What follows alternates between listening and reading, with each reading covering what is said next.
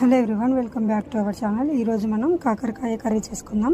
ఇప్పుడు కాకరకాయలను తీసుకొని పైన కొంచెం పొట్టు తీసేసి రౌండ్గా కట్ చేసుకొని కొంచెం పసుపు కొంచెం సాల్ట్ని కూడా వేసి ఇలా బాగా మిక్స్ చేసుకోవాలి.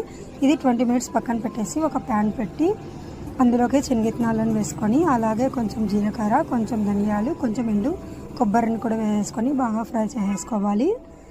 ఇప్పుడు ఇది ఒక మిక్సీ జార్లోకి ట్రాన్స్ఫర్ చేసుకొనేసి అందులోకి నిమ్మకాయ సైజంతా చింతపండుని కూడా వేసుకొని కొంచెం వెల్లుల్లిపాయలను కూడా వేసుకొని మిక్సీ వేసుకొని పక్కన పెట్టేసుకుందాం. ఇప్పుడు నానబెట్టుకున్నటువంటి కాకరకాయలను ఇలా వాటర్ అంతా తీసేసేసి పక్కన పెట్టేసుకోవాలి. ఇప్పుడు ఒక ప్యాన్ పెట్టి అందులోకి ఆయిల్ వేసుకొని ఇలా కాకరకాయ ముక్కల్ని కూడా వేసి కొంచెం గోల్డెన్ కలర్ వచ్చేంత వరకు ఫ్రై చేసుకోవాలి. ఫ్రై చేసుకొని పక్కన పెట్టేసుకుందాం.